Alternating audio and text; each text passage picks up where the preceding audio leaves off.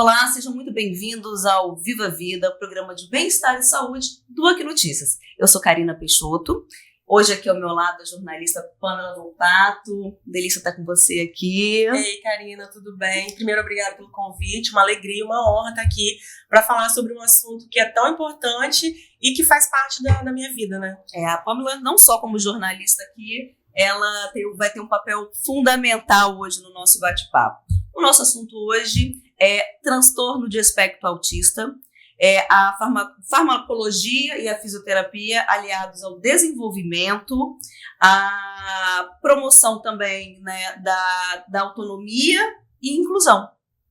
Com a gente aqui, eu vou ter que ler a ficha técnica, gente, porque é algo um pouco mais amplo. Estamos aqui hoje com ele, que é fisioterapeuta, mestre em neurologia experimental, doutor em ciência, neurologia, neurociências pela Universidade Federal de São Paulo, Felipe Bononi.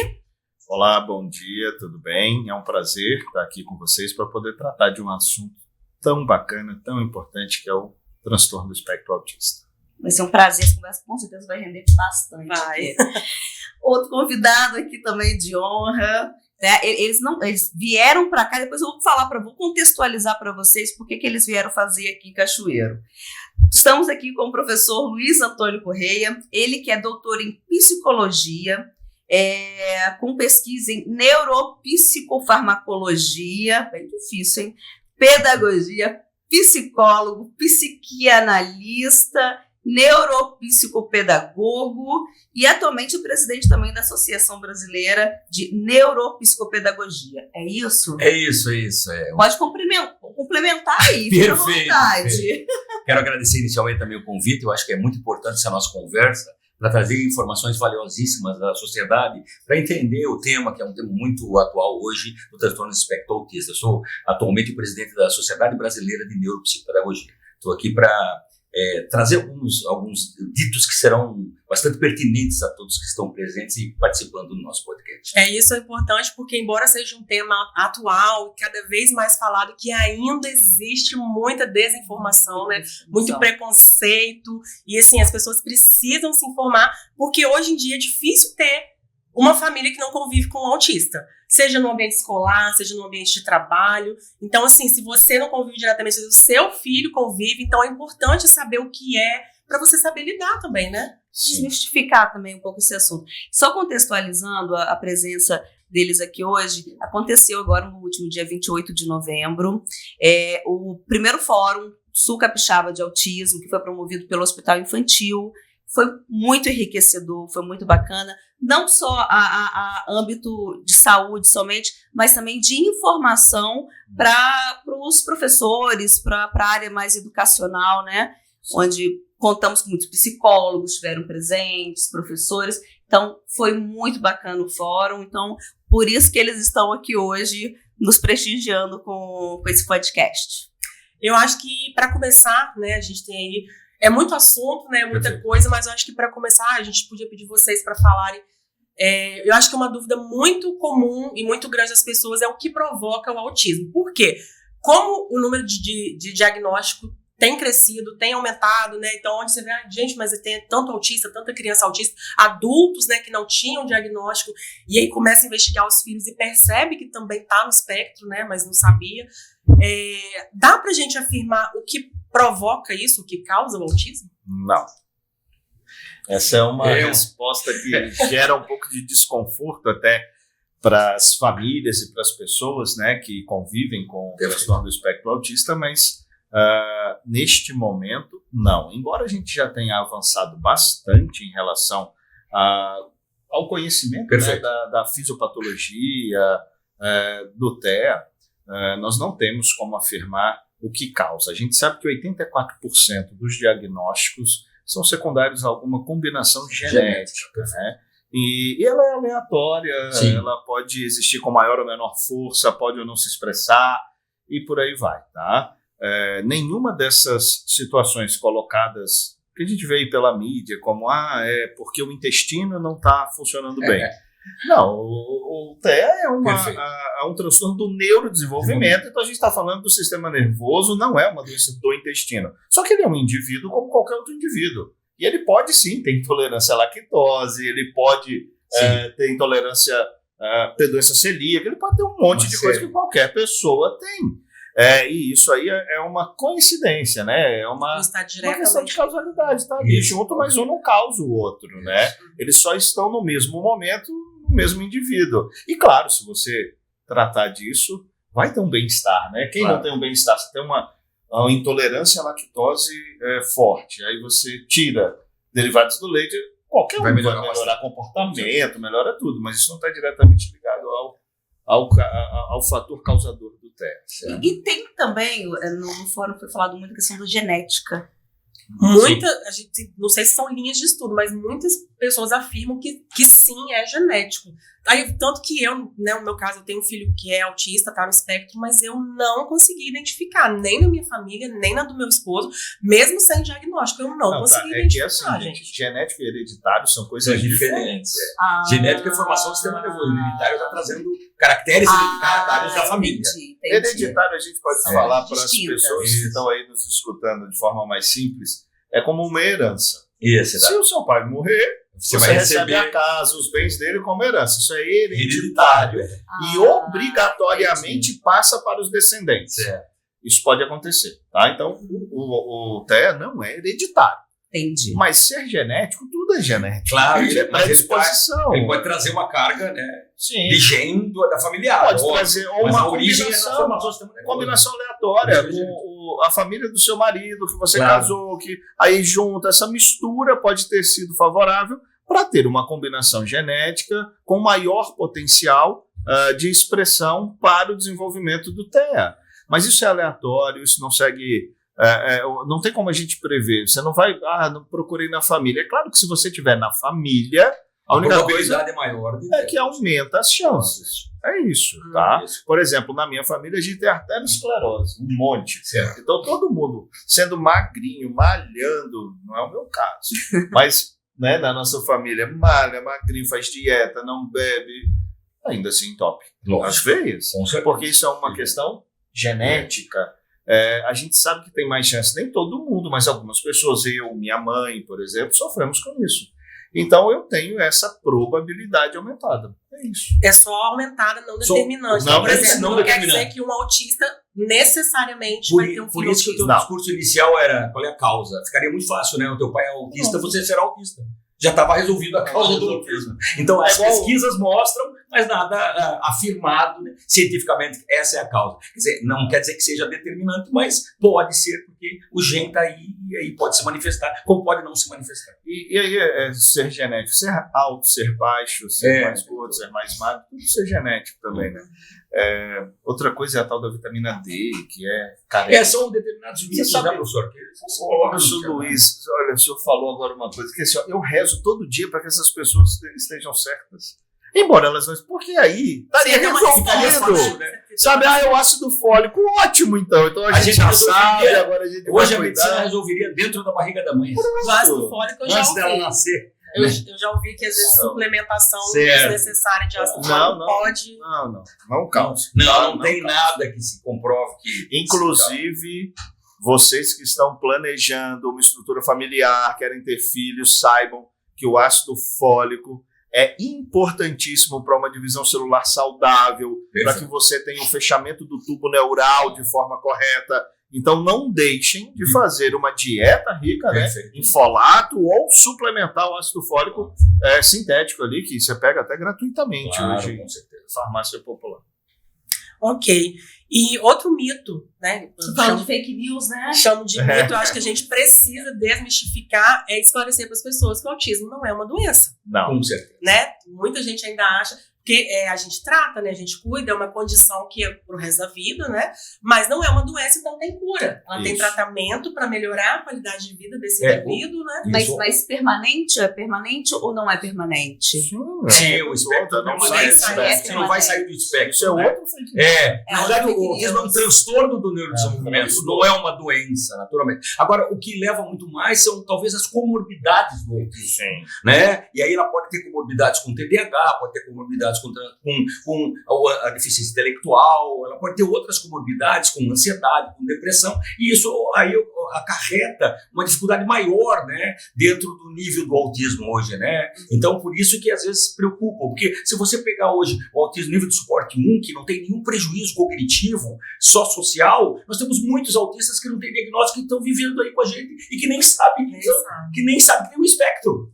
Né? Aí vão dizer que é aquela pessoa mais introvertida, mais fechada, não gosta de conversar, de falar. Talvez a pessoa tenha um nível de suporte 1 que nunca foi detectado. E o contato também é verdadeiro, né? Muitas pessoas que apresentam alguns sinais, porque, gente, somos todos só elas tem características não preenchem os requisitos para um diagnóstico. Então, às vezes, a pessoa só é mesmo mais tímida e ela não precisa achar que por isso ela tem que ter alguma coisa. Nós temos características individuais únicas, né? E por isso a beleza do mundo. Já pensou se todo mundo fosse igual?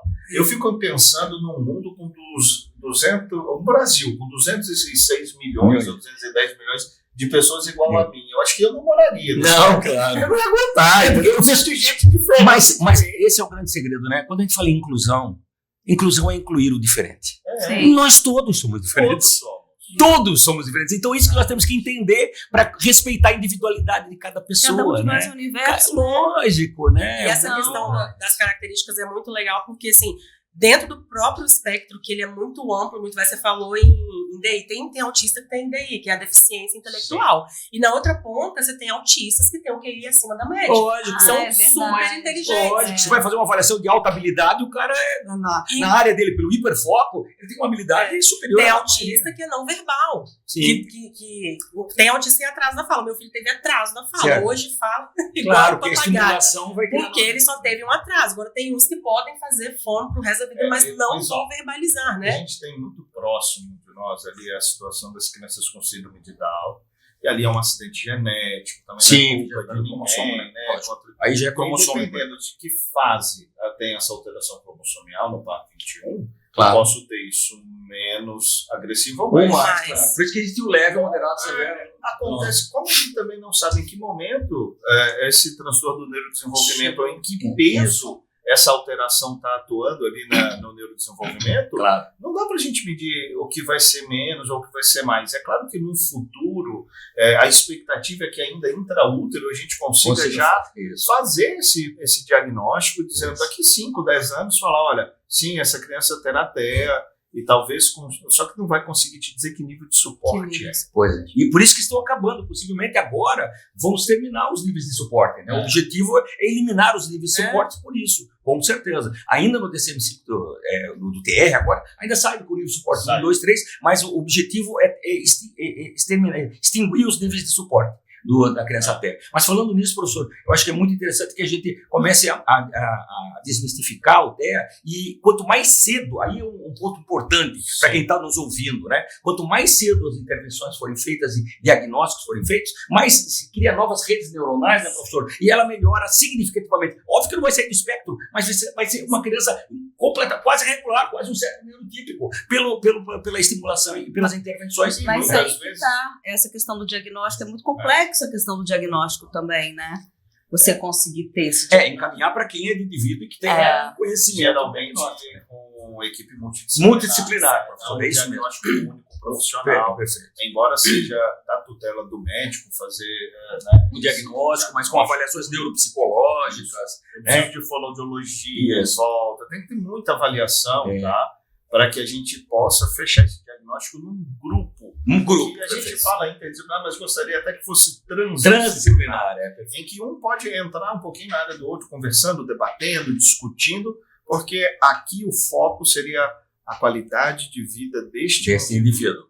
E o quanto antes e assertivo for um diagnóstico, melhores são as possibilidades dessa qualidade de vida ser E hoje nós sabemos maravilhosa. que os testes são todos validados cientificamente, que os neuropsicólogos aplicam. Então facilita muito esse diagnóstico. Ajuda muito o médico, por isso tem que ser uma equipe, como você falou, até transdisciplinar, né? Para que chegue a um consenso, e aí quando se identifica, se consegue fazer uma intervenção e há uma melhora significativa, e a senhora sabe disso, prova disso da melhora. Porque o diagnóstico ele é demorado, porque como não existe um exame clínico, físico... Lógico, não Então, tem um exame laboratorial ele demora, de imagem. Né? E aí o que acontece? Às vezes o preconceito das pessoas, por exemplo, como meu filho teve atraso de fala, muita gente, quando eu comentava com as pessoas, meu filho, acho que ele tá com atraso de fala. Não, mas seu filho é muito novo. O filho não da aparenta, minha vizinha não parece que tem. falou. Eu comecei a investigar mesmo antes dos 2. Situação aconteceu. Tava com 2 anos já. Com 2 anos, a gente espera que uma criança já consiga falar palavras soltas. Sim. Que já está. Tem os marcos que Já precisam ser vocabulário, já. atingidos. Mas as pessoas se apoiam naquele de cada criança tem seu tempo. Então, Eu ouvi não muito é assim. isso. Toda Aí, criança tem seu eu já tempo. tenho- Mas existem os marcos que precisam ser respeitados. E era isso que eu falava. Que aí, tipo assim, eu falava assim, mas meu filho não tá falando. Não, mas o filho do vizinho da minha prima falou com 3. Eu falei, olha, mas isso significa que ele teve atraso também. E Não que o história meu tem ele, né? esteja Por exemplo, na nossa no família, eu não envolvo, é delicado às vezes a gente falar, né? Porque não foi comigo diretamente. Mas nós temos casos de crianças que começaram, uma em especial começou a falar e depois parou, mas ele viu o pai falecer na frente dele num acidente doméstico. E Só foi foi um trauma. os 4, Aí tem uma influência emocional. Então, que história tem essa criança de 3 anos que só come... Nós temos que olhar caso a caso. E é por isso que eu batia na tecla, gente, investiga. Mas então ele tá com atraso de fala, ele é autista? Não. Pra ser autista, Anda na ponta do pé, tem pé. Não, é isso. Então eu sempre batia nessa tecla com as pessoas que eu conversava, meus amigos, meus familiares. Então só porque isso ele é autista? Não, gente, eu quero investigar. Porque às vezes ele não é autista, mas ele está com atraso de fala. Então ele precisa de uma fono. É porque as pessoas têm aquela coisa na cabeça de que o autista é aquele que fica assim. Balançando a cabeça, isso é uma coisa Aquele que fica. Que não tem interage, vários, não que interage, não interage. verbal, isso. Então, já tem isso na cabeça das pessoas, que o autista é isso. Aí, quando você vê ele tendo outro tipo de comportamento, já fica... E gente, olha, vamos trazer isso para uma experiência mais do dia a dia. O professor falou muito bem ali, o professor Luiz, sobre a questão de começar mais cedo, para que ele tenha talvez uma rota de neurodesenvolvimento mais regular, né? Funcional mais regular. E olha, se o estímulo não for também tão adequado para uma criança típica, ela pode ser menos funcional do que uma criança atípica, com diagnóstico de TEA, mas muito bem assessorada desde cedo, encaminhada, como as crianças com síndrome de Down hoje que estão trabalhando, constituindo família. Sim. Na nossa cidade, uma criança com síndrome de Down, eles iam dizer, não passa dos 35. Mas é uma cardiopatia, Deus, você sabe que cardiopatia Mas a depressão arrebentava com eles, porque era um sentimento de menos-valia, um encosto, não vai aprender, não pode trabalhar, não pode ter família. Achavam que era inválido. Estão aposentando hoje, conhecendo o mundo, viajando. Então a inclusão, a informação tem esse papel de incluir. Eu sei que falta muito ainda para isso acontecer, principalmente quando a gente fala de todos os cenários. Mas eu cito muito o síndrome de Down porque é o que eu acho que avançou um pouquinho mais até hoje. E olha que está só engatinhando, hein? Falta um caminho. Modelos.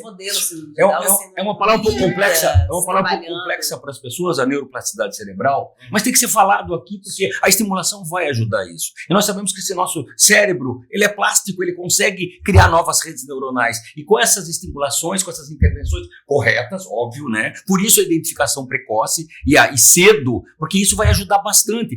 O que acontecia há 50 anos atrás? Se identificava com 7 anos de idade. Aí o prejuízo seria gigantesco, porque daí, mesmo que houvesse uma evolução, essa criança tinha um atraso gigantesco no seu desenvolvimento. Vou dar um exemplo do meu filho, né, que falo aí com propriedade. Ele começou a fazer o ABA logo depois de completar 2 anos. Sim. E hoje ele é outra criança. Com certeza. A evolução dele é assim, ela grita, né? Ela grita. Todo mundo que vê fica, até as próprias terapeutas falam, Pano, que coisa impressionante.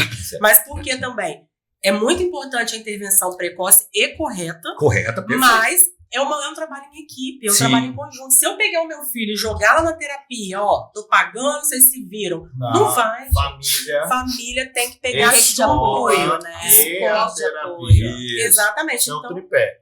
que ontem nós escutamos até muito bem falado pelo professor Felipe, né, que é aqui de Guaçuí, que esteve aqui fazendo a palestra no simpósio ali do IFA e falou muito bem sobre essa tríade, né? Mostrou resultados também ótimos, surpreendentes. Quando a gente fala o ABA, né?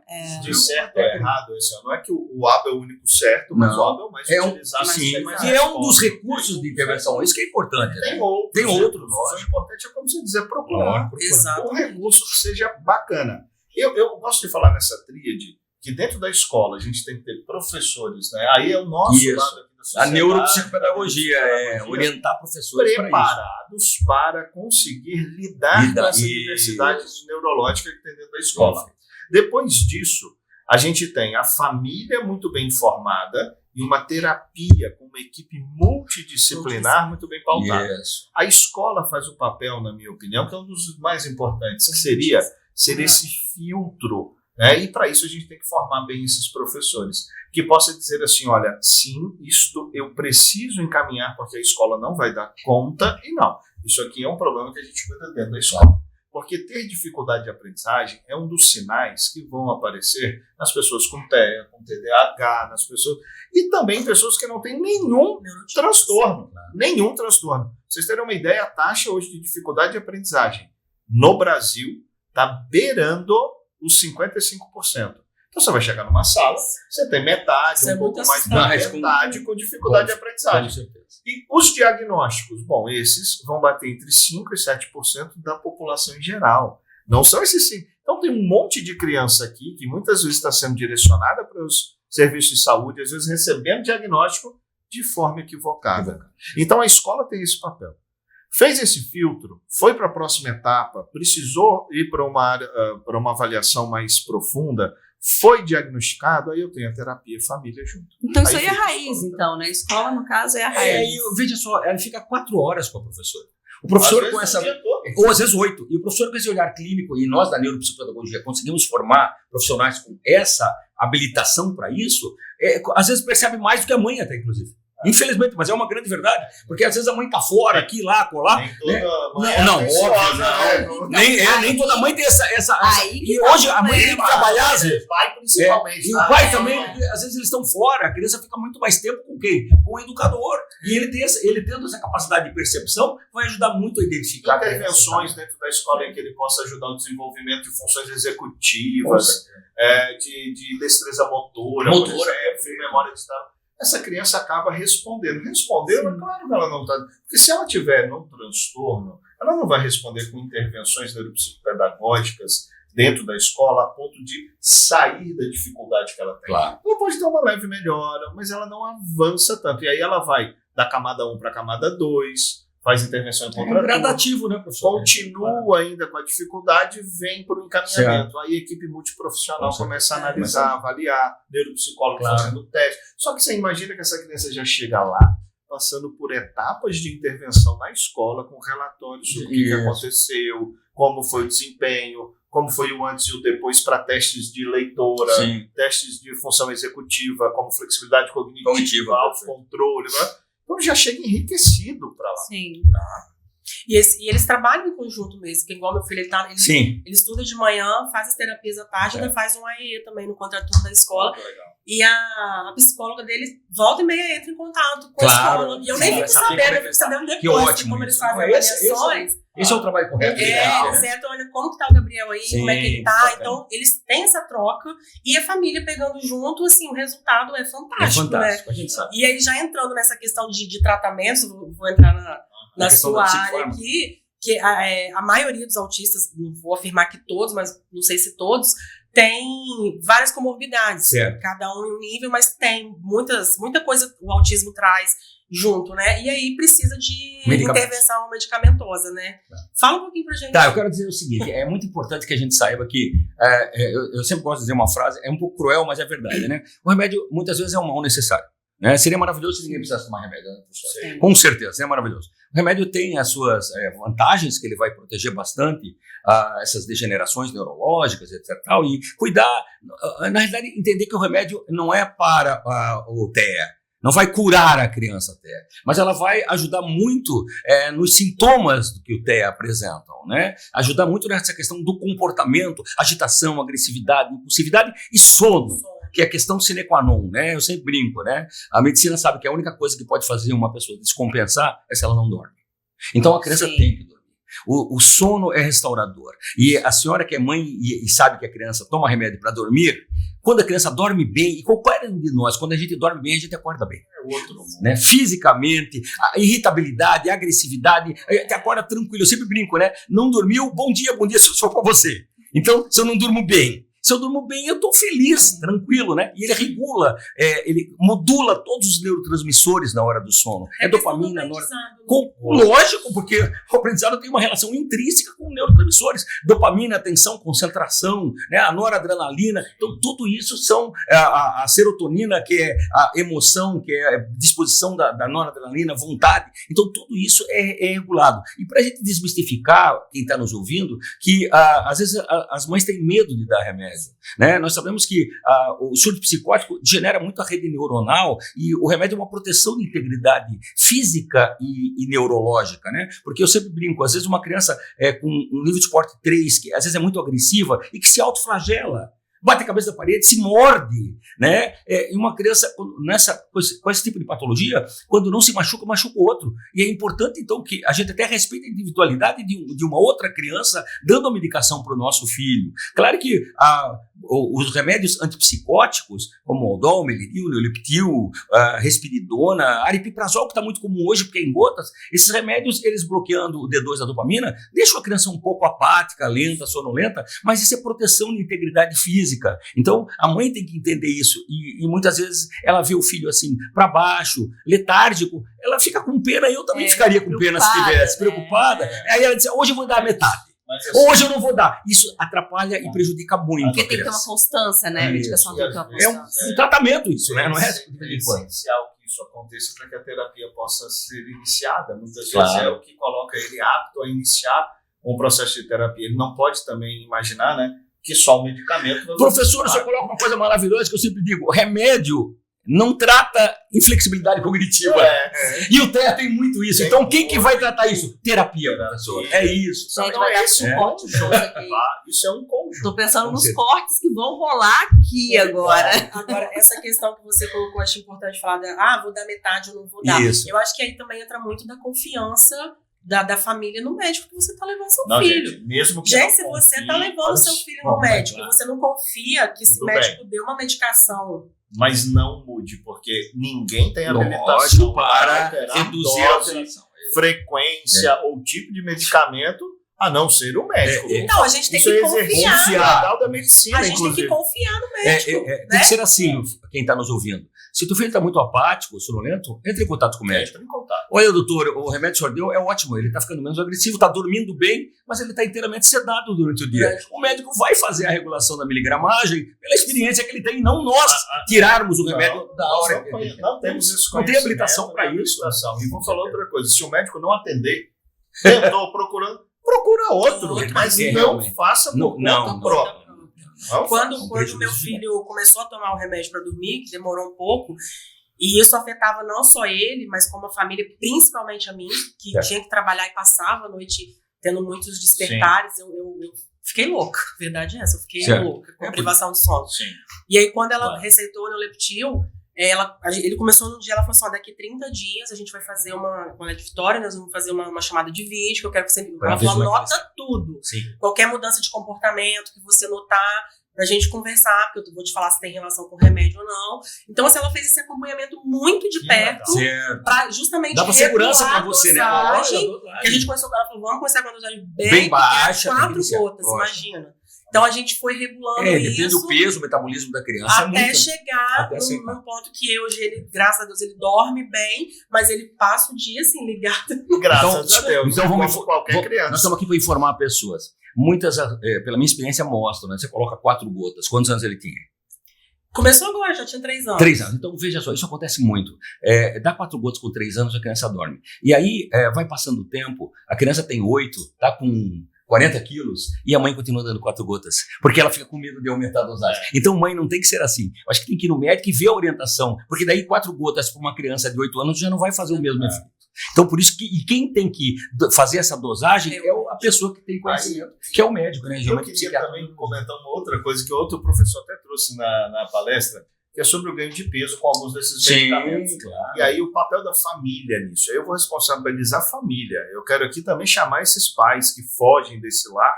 Quando vem o diagnóstico de TEA, deixem de ser covardes. Você faz parte disso. Tem que estar ali presente. Então o que acontece? Você tem ali uma estrutura familiar e um medicamento. Aí vem a ideia de que assim, esse medicamento aumenta o peso. Então a culpa é do medicamento. O medicamento aumenta a fome. A vontade de comer. Agora, quem controla a dieta dessa criança é a família que está do lado. Então só vai aumentar o peso se você comer se muito. você deixar ele livre, comendo o que ele quer, a hora que ele quer. Não, agora, tipo se respeitar E se respeitar uma dieta, quantidades, ou adaptar. Por isso tem que ser uma equipe multidisciplinar, como um nutricionista pode ajudar para esse medicamento, para a dieta que ele tem, com as coisas que ele... É assim que funciona esse arranjo, tá? E aí você monta isso para que essa criança não tenha. Aí depois porque aí tem que subir a dose porque o peso aumentou.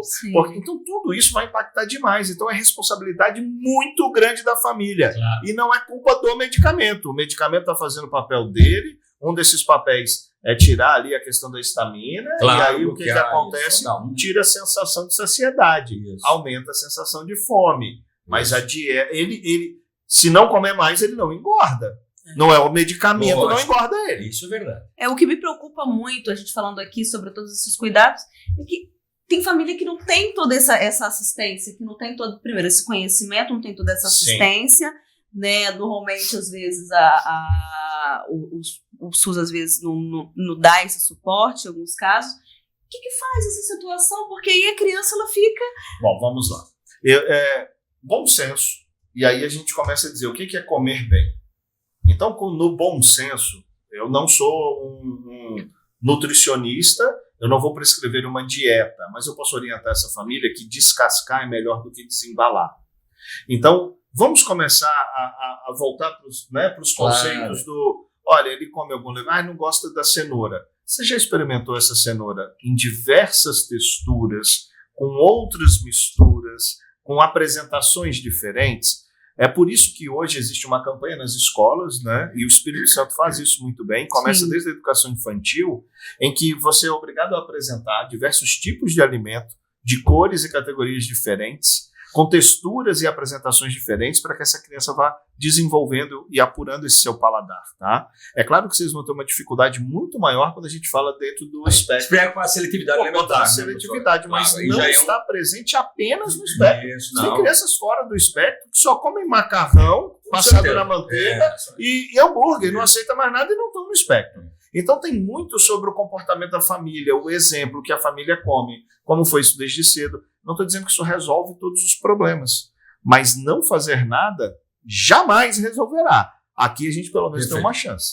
Tem até os gêmeos, Ângelo e Augusto, muito famoso na internet, uma senhorinha que é a mãe deles, e eles assim fazem um sucesso no Instagram, no TikTok também, e eles têm esse perfil, eles só comem o mesmo alimento, acho que é só frango, se eu não me engano. Eles só comem aquele alimento, e aí ela vai tentando fazer de formas diferentes para que não fique uma coisa sempre tão a mesma coisa. Ele sempre acha que é frango, mas tem alguma coisa sempre junto com o frango. E é impressionante o caso dessa mãe, porque ela até sai, ela faz muitas palestras. Então aí vai da habilidade da mãe fazer o que é o envolvimento da família, que a gente falou.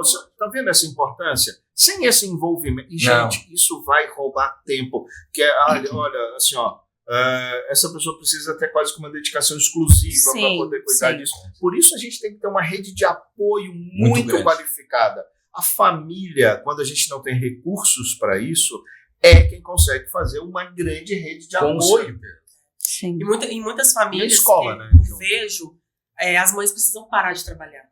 Porque simplesmente não dá conta. No seu caso da terapia, né? Quantas horas de terapia? Meu filho faz 11 por semana. Então, quer dizer, eu levo ele para dentro da clínica e fico 3 horas por semana. Fico sentada lá por 3 horas esperando. No meu caso, o meu trabalho me permite levar meu Claro. notebook e ficar sentado numa Trabalhando, recepção de uma clínica lógico. trabalhando. Sim. Mas Sim. em outros casos, não. Então, e meu filho faz 11, mas tem criança que faz 25. Sim. Eu só quero botar Entendeu? aqui, o pessoal que está em casa escutando, não acha que ela pode deixar o filho e sair da recepção Não. e ir porque Exato. não pode. Isso não pode. Isso não é uma questão de escolha da mãe, tá? Ela precisa estar lá com ele, senão ele desregula, ele não fica Claro. bem se a mãe não tá lá. Banheiro Não, é a família que leva. família que se leva.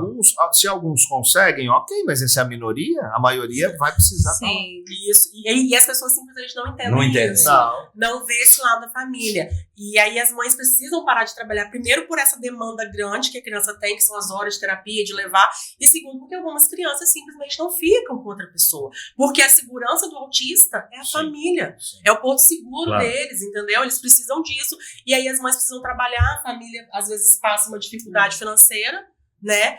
Mas não tem jeito. E aí, se você não tiver uma família também por trás para pegar junto com Sim, você, porque também nem todos os dias você vai estar bem, às vezes você pode adoecer e você precisar de alguém para levar o seu filho Correto. na terapia, para te ajudar, só para ficar com você, para você tomar um banho. E uma dependência Sabe? eterna, né? Claro.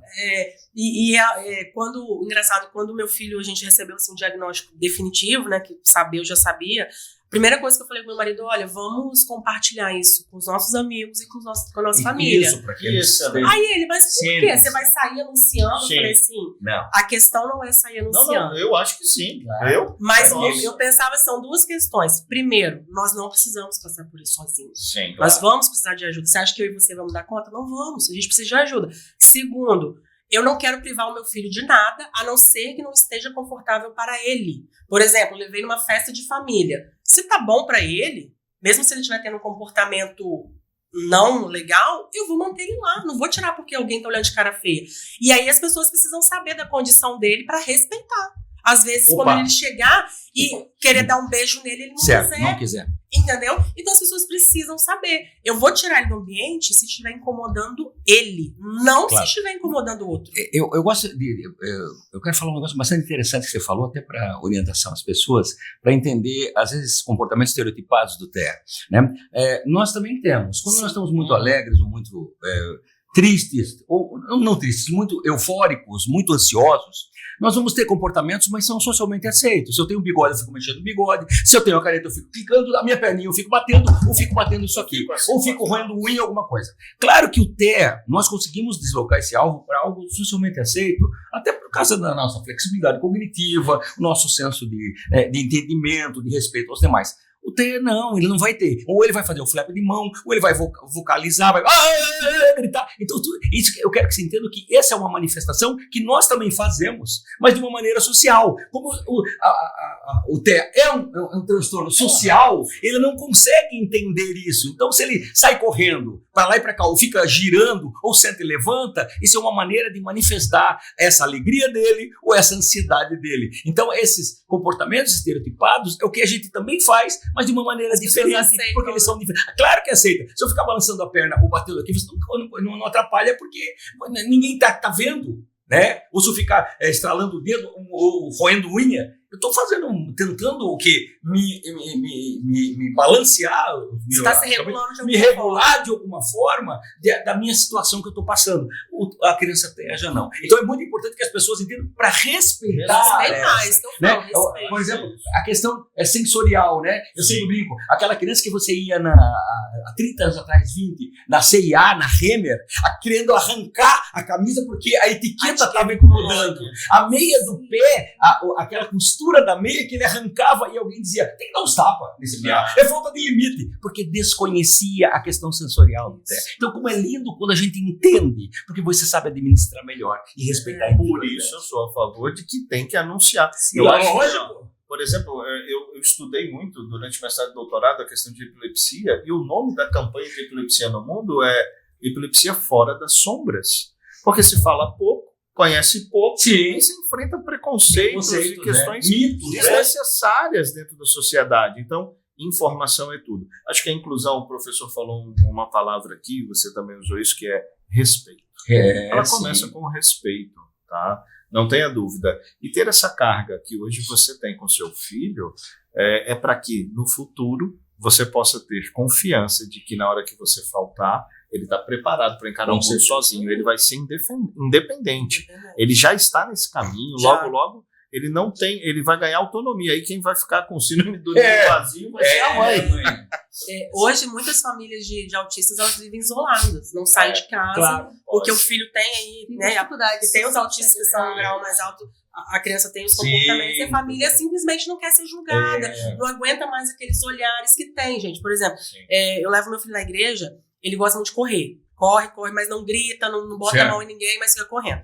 Aí no início eu ficava um pouco assim, porque todo mundo fica olhando. Com medo. Aí acabou, eu chamei o padre. Falei, padre, olha, meu filho é autista. Ele falou, filha, né? Mesmo se não fosse, ele é uma criança. Deixa ele, não deixa de trazer por causa disso. Quem tiver incomodado, que se retire. Meu filho tinha próximo a 1 ano, estava engatinhando, né? Ainda não andava. Eu levei numa missa em Bom Jesus do Itabapoana, a gente morou ali um tempinho. E aí eu fiquei um pouco concentrado na hora que o padre estava fazendo ali o sermão. Não, e quando eu percebo, o altar era época de Natal, apaga. Quando eu olhei, o Heitor puxando a tomada. Então, assim, gente. Meu filho não tem terra, tá? E tudo bem se tivesse, mas não tem. Eu só estou dando um exemplo de que a gente tem que entender o que é comportamento de criança e o que é uma expressão do transtorno. Porque andar pela igreja, não ter paciência de ficar sentado, meu Deus, quando fui que todo mundo, né? Então, isso não é uma coisa das pessoas com TEA, são coisas das pessoas. Mas por isso que é importante o entendimento, essa troca que a gente está fazendo, para que as pessoas se conscientizem que isso é um transtorno e que tem tratamento, né? E que ela pode ser direcionada para uma qualidade de vida muito mais regular. Eu queria chamar a atenção para uma coisa que também a gente ainda não falou aqui, que é uma teoria antiga da origem do desenvolvimento do TEA, que é da mãe geladeira. É porque a mãe não interage com essa criança, e aí essa criança não desenvolve habilidade social e acaba sendo... Até hoje tem pessoas que acreditam na teoria da mãe geladeira. Aí culpa a mãe. Assim como acredita... vacina, olha, professor? Vacinas que desenvolvem o PEP como vacina. Teve uma história, né, na década de 50 de um lote de vacinas contaminado com mercúrio. Se não me engano, isso foi nos Estados Unidos. E o mercúrio é um metal pesado que tem toxicidade neurológica e aí acaba tendo alteração. Isso foi um lote, tirou do mercado, nunca mais aconteceu. Até hoje, todo mundo fala. Isso é uma besteira, assim, é abominável, gente. Inclusive, vacina salva vidas, né, professor? O Brasil é um exemplo em campanhas de vacinação. A gente não pode deixar isso cair. Nós estamos vendo de novo aparecer casos de sarampo, de coqueluche, Por favor, só falta daqui a pouco a gente estar de novo com o drama da paralisia infantil. Porque pais não estão vacinando. Porque não estão vacinando seus filhos. Agora, Felipe, eu queria que você falasse um pouquinho sobre a questão da fisioterapia, porque o meu filho não faz, ele não teve esse, meu filho faz fono, TO, musicoterapia e psicologia. Como que é? Porque muitos autistas têm essa dificuldade de equilíbrio. Meu filho não anda de bicicleta. Né, a coordenação motora fina, né? Ele não anda de bicicleta, alguns têm dificuldade de segurar, né, lá. Você tem aí vários profissionais. O fisioterapeuta, eu embora seja formado em fisioterapia, não trabalho diretamente com a fisioterapia, tá? Mas você tem a fisioterapia, você tem o professor de educação física, né? O que nós temos que desenvolver? Atividades em que eu possa aprimorar esse desenvolvimento motor da criança, seguir os marcos do desenvolvimento, aquilo que ele não está entregando, seja na fisioterapia, seja dentro da escola ou com um acompanhamento de um treino específico de um professor de educação física, ele precisa desenvolver. A gente sabe das alterações cerebelares, de área motora, tá? Então eu tenho ali a região pré-motora, que é uma região de planejamento motor, e a região cerebelar, que é uma região de aprendizagem motora, de tônus muscular, né? De coordenação, elas são afetadas dentro do espectro autista, tá? Em grande parte, não em todos, mas a maioria tem. Então eu posso, já desde cedo, estimular com uma fisioterapia, com terapia ocupacional, com diversas musicoterapia, né? Arte-terapia, musicoterapia entram para as funções executivas muito bem. Essa é a parte motora que entra, então cognição, movimento, né? Então a terapia ocupacional o TO também vai ajudar bastante. Lateralidade, a questão é importante. É bem bacana que tenha assim, o estímulo da prática de exercício físico. Tá? Isso melhora as funções executivas. O cerebelo, embora seja conhecido por ser área motora, ele modula a atenção, ele faz integração relacionada a foco, com o cerebelo que a gente consegue fazer a varredura do ambiente para entender onde a gente está.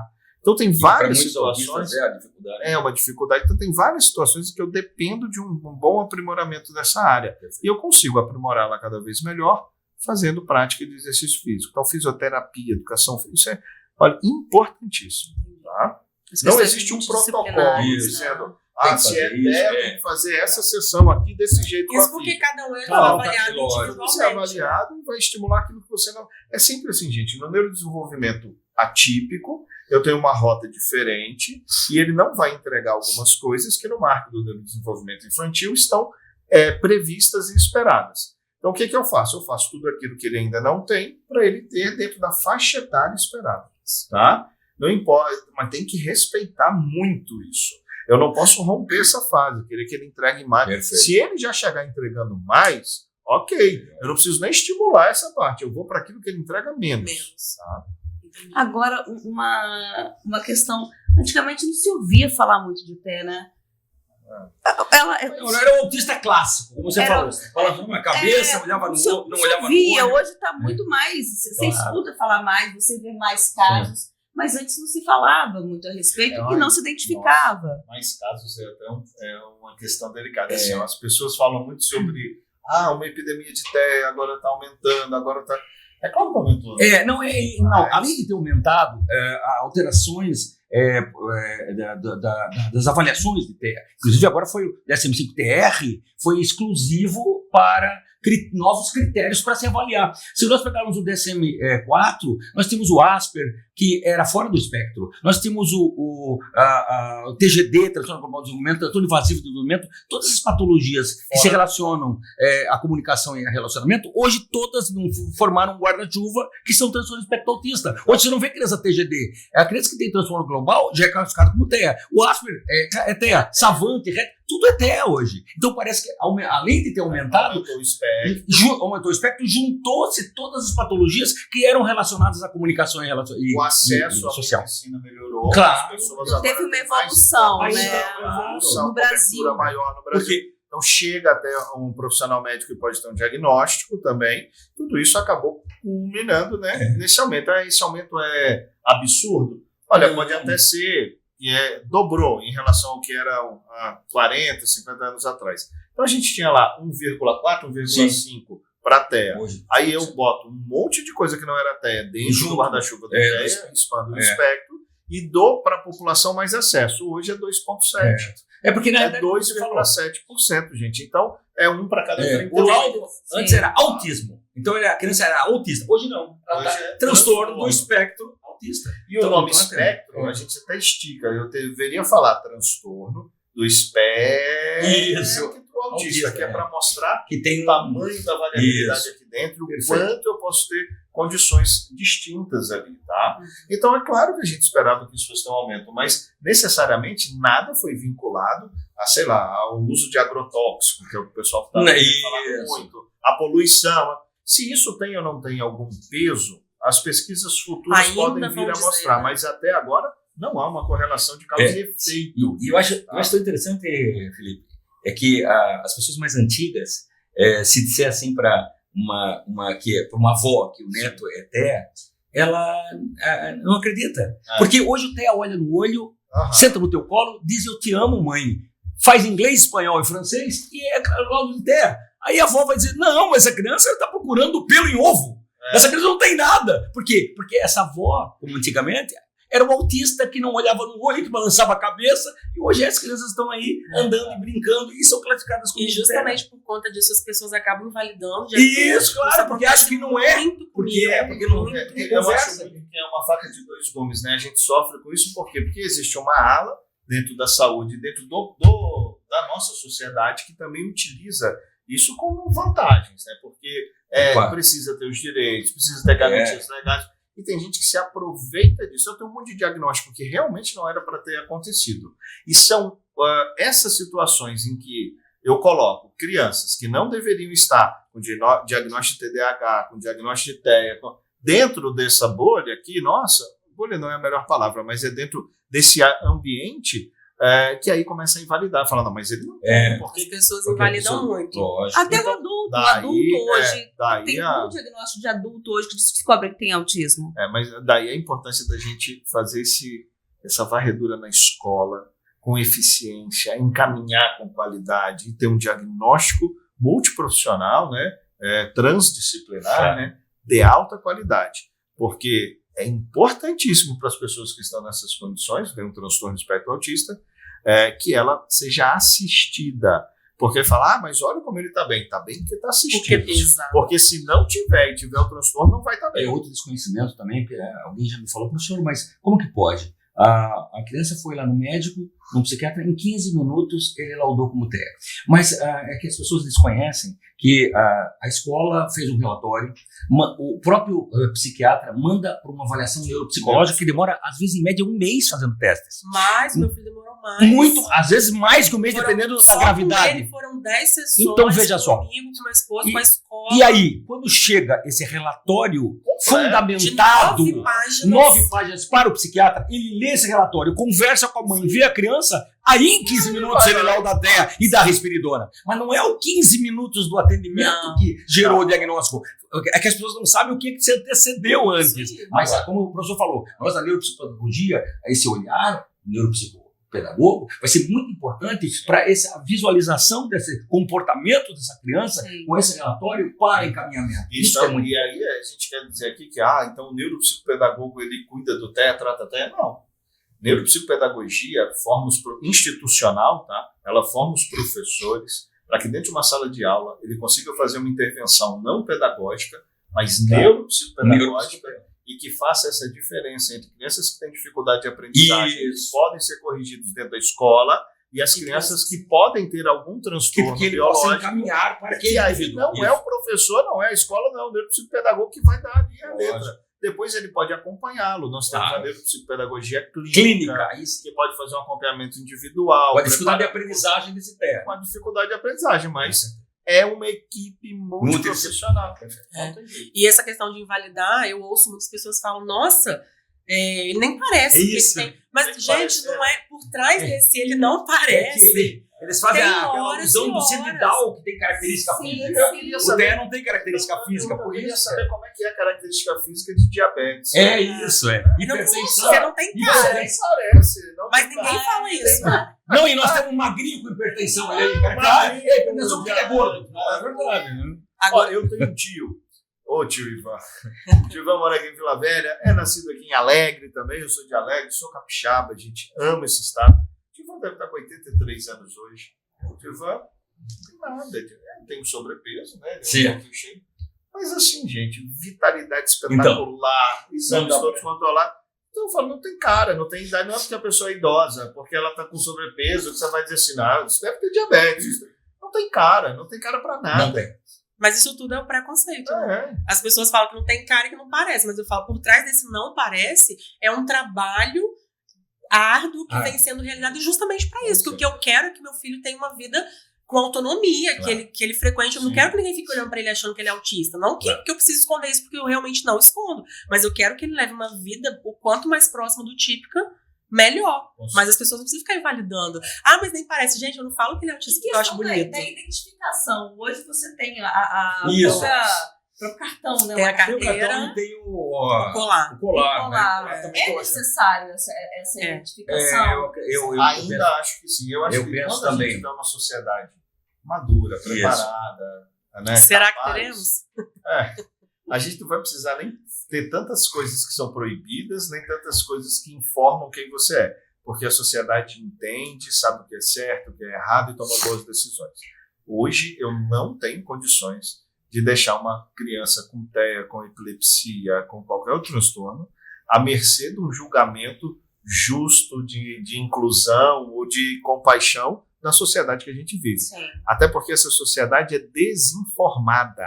Esse é o grande problema, né? Então, precisa melhorar a nossa base de educação, a informação, o acesso, principalmente, à qualidade de informação. Ter informação hoje na palma da mão, mas não saber onde buscar com informações que são verdadeiras, fidedignas, que são confiáveis, é um grande problema. E aí o que viraliza? Aquilo que mais escandaliza, e geralmente é uma fake news. Então a gente acaba não... Eu vejo assim, o cordãozinho e as filas, por exemplo, imagina uma criança até nível de suporte 2 ou 3, numa fila de 1h30 esperando. Não Vai fica, desmodular, essa criança vai ficar agitada, agressiva, impulsiva. Sim. Então, se ela tem o colarzinho e eu passo na frente, não é por não querer dar uma preferência, mas é porque sabemos que muito tempo exposto naquele momento vai desmodular e ela vai ficar agressiva. Nós até ficamos agressivos, com vontade até de dar um crepe, mas a gente se controla. Cognitiva, conseguimos autocontrole. A criança não vai. Então, por isso que se ela tiver o cordãozinho e passar na tua frente e você souber que ela tem, você vai entender. Sim. Que E ainda assim, tá passando, claro, E ainda assim recebe julgamento. Mas mesmo assim. Aí eu vou olhar direto para a câmera. O dia que um pai ou uma mãe passarem com uma criança na frente, porque tá com cordão indicando que é neurodiversa, né? não vem dizer assim, por que não deixou em casa? Trouxe para cá para ter... Gente, não pode, não tem vai deixar ela como. sozinha, não tem como. Então respeitem, pelo amor de Deus. Até o José de Menores vai dizer como é que vai deixar uma criança até só, ainda mais nível de suporte. Não, com outra pessoa lá, deixa com a vizinha, não deixa. Pode, não tem jeito. condição, a criança não fica, não é por escolha. Não é por escolha. Até mesmo um adolescente, você pensa um adolescente aí de 16, 17 anos com TEA, e aí ele sai, as pessoas não têm esse entendimento, não tem uma identificação, mexeu com uma moça, e aí isso gera uma confusão toda. Isso pode sofrer até um tipo de uma violência, né? Claro. Sem esse entendimento Pode, de que ele tem. Então, assim, é um negócio até muito, muito sério. Sério, bastante É sério. um negócio muito sério. Agora, assim, a gente está caminhando já, acho que vai Andrei, finalizando. conta nosso tempo aí, Andrei. Andrei, não. André. André. Só uma coisa que, Felipe, Fala. você comentou aí que eu acho que é importante eu falar, a questão dos benefícios, porque eu sinto isso na pele.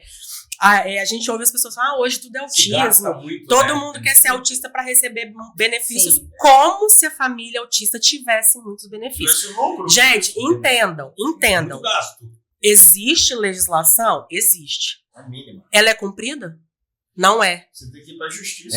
E nem sempre consegue. E é médio e longo prazo. Por exemplo, um dos benefícios é a concessão de um salário mínimo para essa família, que é um benefício BPC Loan, um benefício continuado, para custear as despesas com autista. E como eu falei lá atrás, muitas mães precisam parar de trabalhar para cuidar dos seus filhos. Então ela não tem uma renda, ela precisa cuidar do seu filho.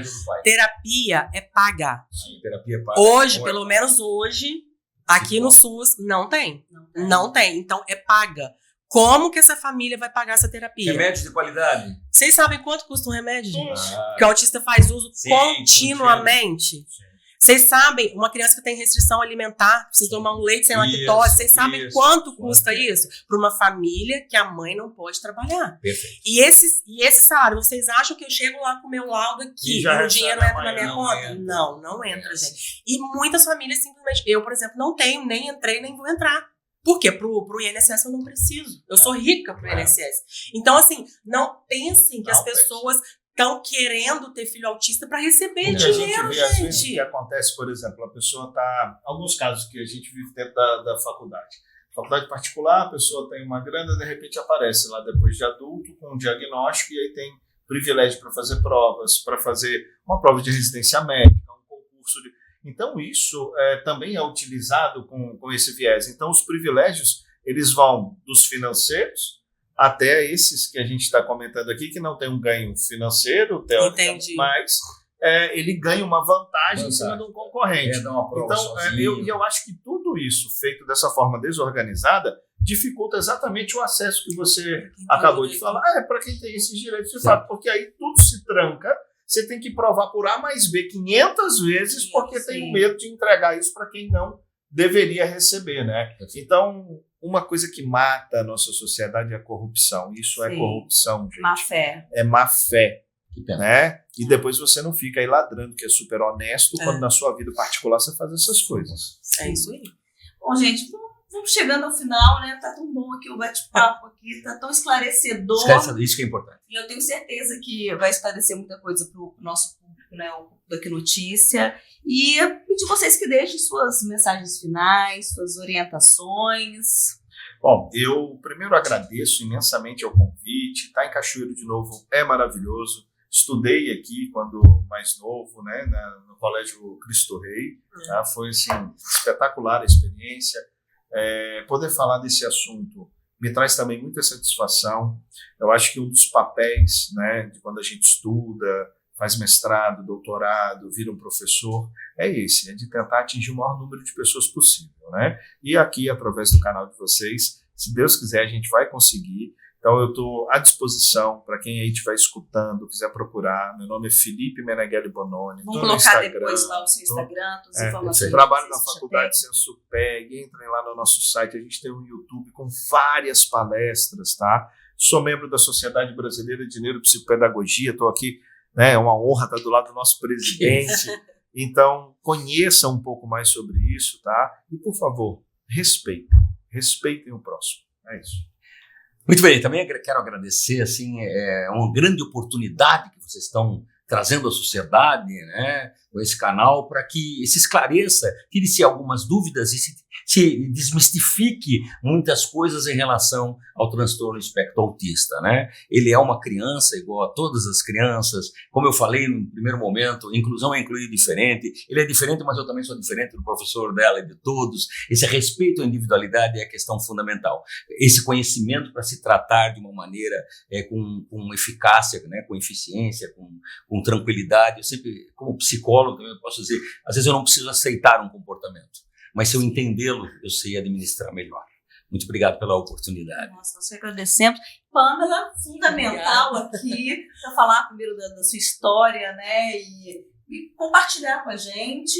E aí a conversa fluiu muito bem, né, gente? Saímos totalmente fora do roteiro, tá roteiro de nada. Não, eu gosto muito de falar sobre isso, porque além de ser jornalista e de querer sempre divulgar informação, é uma coisa que eu sinto na pele, que eu vejo e que eu falo mesmo, todo mundo que chega para mim para conversar. Tem que esclarecer isso. Eu falo, gente, procura se informar para entender. E de uma maneira fundamentada. Ninguém é obrigado a conviver com autista, eu falo, sabe? Mas você é obrigado a respeitar. Isso que eu sei. Ninguém é obrigado a conviver com ninguém. Então, sim. Muita gente que eu gosto bem menos do que as pessoas que eu conheço. Mas eu tenho que conviver, né? Mas tem que conviver. E saber administrar essa convivência. Isso aí. E o conhecimento é a chave, com certeza. O conhecimento é a chave. Parabéns, tá, Pamela? Obrigada. Pela sua trajetória. Isso, parabéns. Isso aí, gente. Vamos ficando por aqui. Até a próxima. Viva a vida!